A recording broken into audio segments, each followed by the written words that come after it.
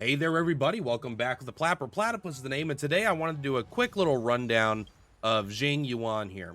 So this is I'm sure you've seen other videos like this already if you're watching this one, but I wanted to wait until I had the character in my hands and I could actually play with him a little bit and see exactly what all of his skills did, make sure nothing changed, yada yada, stuff like that. So we're gonna jump right into it, kind of gonna go over what he does and what I recommend for light cones and relics and kind of how to build him in general. So first, basic attack, very, very simple. It's the same as everyone else's basic attack. The skill and ultimate are reliant on his talent. So we're actually going to start with the talent. His technique is also, so you can see, look at the size of this text, right? Little paragraph, boom, half a book. So let's take a look here. So at the beginning of battle, he summons basic lightning lord. And this is a character that starts at a, they're on the action bar, but they're not one of your four characters. They're kind of like if you've used abundance in the simulated universe and like you get that special thing where it keeps showing up. It's kind of like that. You'll see it's like a third party thing that's showing up on the action bar. And when that comes up, it's going to attack. So he kind of has like a extra ally in a sense, but it's directly tied to him. So according to this, it says it starts with 60 base speed and 3 base hits. Basically, when you're using attacks, you're going to increase the number of hits and speed that this thing does. So a lot of his kit actually is about buffing this part of the attack up. He's actually not that strong on his own. The Lightning Lord is fucking really strong. So a few of the highlights. The Lightning Lord's attacks all count as follow-up attacks, which doesn't necessarily make sense. I guess whatever. Point is, maybe they needed more follow-up damage characters. So that's good. That opens up a lot of ways to buff it, especially in the simulated universe where it's broken. So it deals 49%. The numbers are slightly off because I've leveled some of the talents. These aren't baseline. 49% of these attack to a random single enemy. Enemies adjacent to it also take damage equal to 25% of the damage dealt. And then, so basically, every time your hit goes up, the speed goes up by 10, the hit goes up by 1, right? So when you use the skill, you do AoE damage, and then you get 2 more hits when the Lightning Lord attacks. So it goes from 3 to 5, and it gets 20 more speed, so it goes up faster. After the Lightning Lord attacks, it does reset it. And so the amount of attacks it can have is 10. So you're going to do 10 times, it would be 490% of his attack to random enemies, single target enemies. It does do AoE, but the primary damage is going to be on a single target.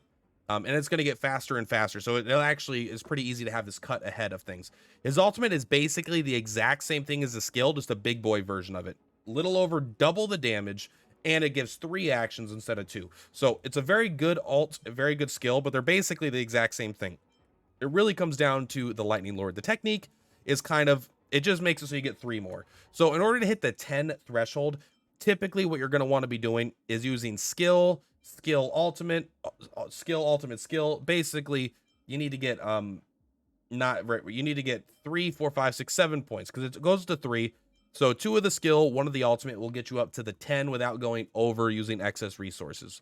And one of the kind of good and bad things is that sometimes I've had it mostly in simulated universe. Like I'll already be at 10 and you'll have another turn come up and I'm like, well, I guess he'll just auto attack because you can't actually continue to make your Lightning Lord any stronger in that situation. But that's still not bad. Is because you're building a lot of damage on him, it's fine. So that's basically his kit. It's all about this Lightning Lord and making it do things here. I'll try to give you a little showcase of it as well. So as far as light cones that you want to build here, obviously his signature one is the best. It's absolutely busted. Increase crit damage by 36%. Just flatline. If that was on a fucking light cone, that would be good. It gets so much better from there though. Whenever increases the skill and ultimate damage by 18%. And then after you use a skill or ultimate, you get this effect, and the effect makes your follow-up attacks deal 48% increased damage. So this makes your Lightning Lord deal tons of damage. So this is obviously the best, but there are several good light cones here. One that I think hasn't been that good, but now is pretty good actually, is Herta's signature, the Birth of Self. This does make your follow-up attacks deal 24% more damage, and if their HP is below 15%, it's another 24% damage. So it's actually a 48% damage lightning thing. So it's a way to get the secondary effect of this in a much more budget friendly way.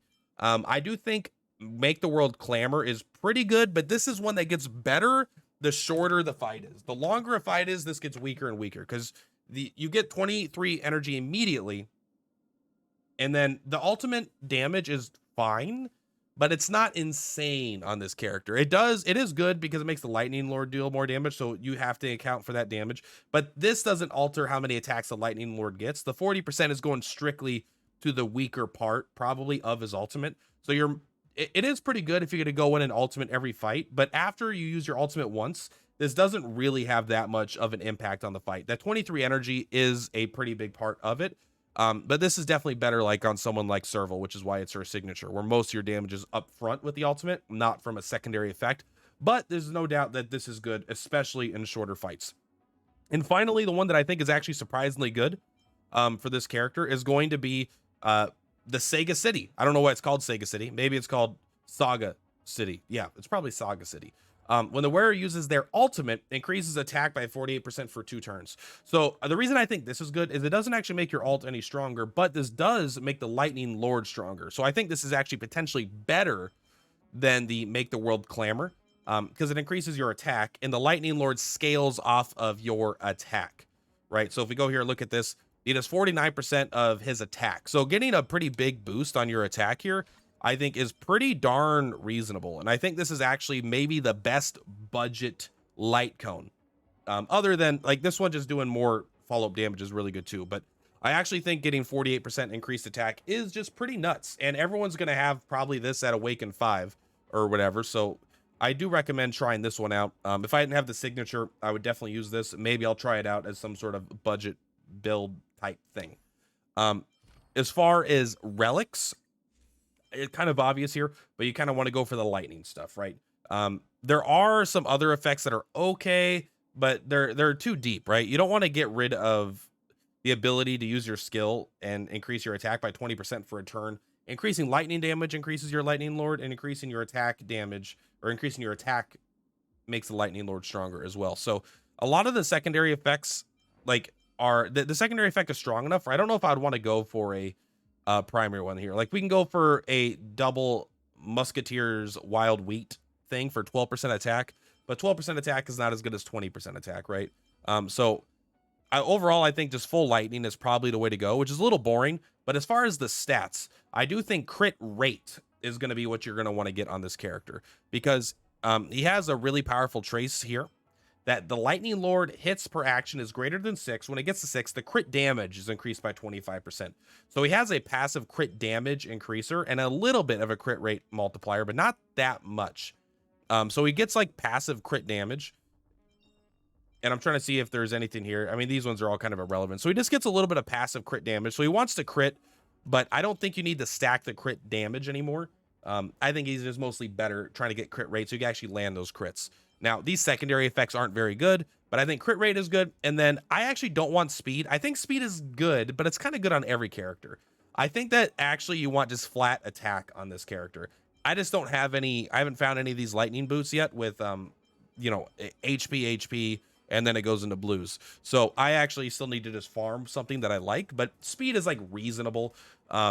It makes them faster and it makes it easier to get all those things off, but that's only if it's like in a vacuum. If you have them on a team with other characters that are helping support this game plan, then I feel like this becomes much, speed becomes not as important overall, because you only need to outspeed the Lightning Lord. Keep that in mind.